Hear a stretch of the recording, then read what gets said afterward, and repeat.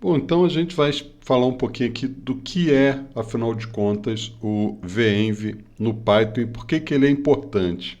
Então aqui a gente tem uma figura onde a gente mostra o nosso computador, onde a gente pode ter várias versões do interpretador do Python instalado. Você sabe que o Python ela é uma ferramenta de interpretação de códigos. Então a gente cria um script usando a sintaxe do Python, né, que é esperada para as bibliotecas do Python.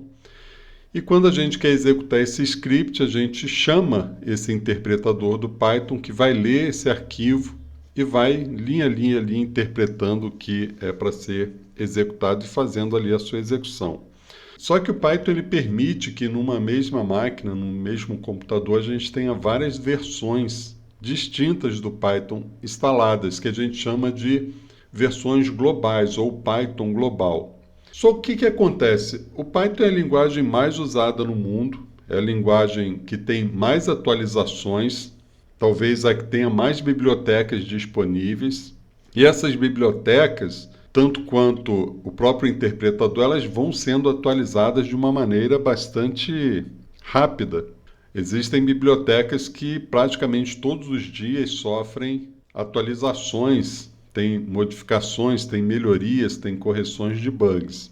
Então, quando a gente vai desenvolver um projeto utilizando o Python, a gente primeiro vai definir qual a versão que a gente quer utilizar e nessa versão específica a gente vai também definir qual é a versão das bibliotecas que a gente vai utilizar nesse nosso projeto, seja um projeto de automação, seja um projeto de análise de dados, a gente vai definindo as bibliotecas que a gente quer utilizar. Então imagina que se a gente apontar todos os nossos projetos para uma instalação global do Python, e à medida em que a gente vai criando projetos e precisa utilizar versões distintas dessas bibliotecas, a gente corre um grande risco, que é uma atualização de uma versão de uma biblioteca pode fazer com que projetos que usam versões específicas de determinadas bibliotecas possam parar de funcionar, possam quebrar a sua execução por conta de novos parâmetros que foram adicionados, parâmetros que se tornaram obsoletos, mudanças mesmo nas estruturas das bibliotecas. Então, o que foi criado? Foi criado a possibilidade de, em cada uma das versões que você tem aqui globais do Python, você possa criar o que a gente chama de virtual environment, ou ambientes virtuais. Não necessariamente é um ambiente virtual no conceito de virtual que a gente entende de algo que não é concreto. Aqui, na verdade, o que acontece quando a gente cria um ambiente virtual é que ele faz uma cópia da versão que a gente especificar para esse ambiente virtual do mínimo necessário para que um projeto seja executado.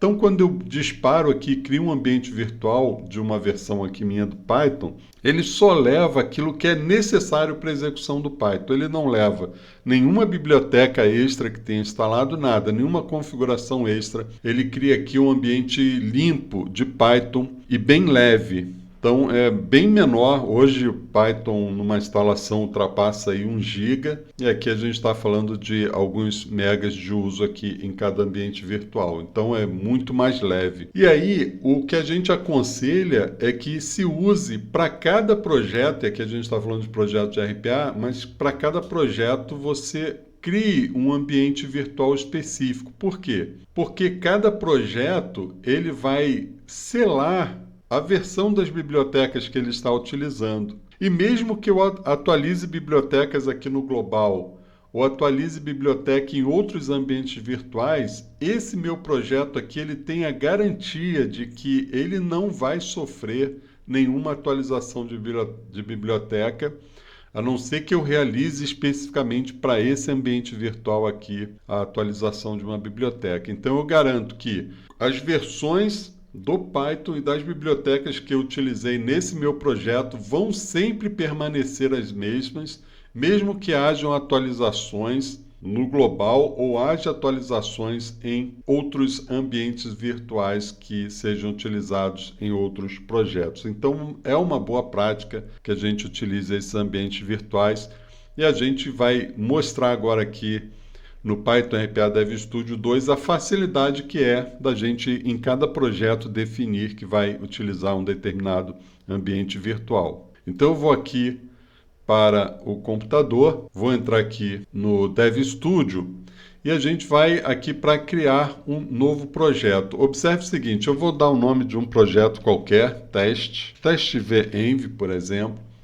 e ele vai ter uma opção aqui. Primeiro, eu vou definir qual a versão que eu estou utilizando do Python e eu posso definir que eu quero que ele crie um ambiente virtual. Então ele já vai, além de criar o projeto, já vai criar um ambiente virtual específico para esse projeto. Eu mando criar, só aguardar que ele termine aqui a criação do projeto.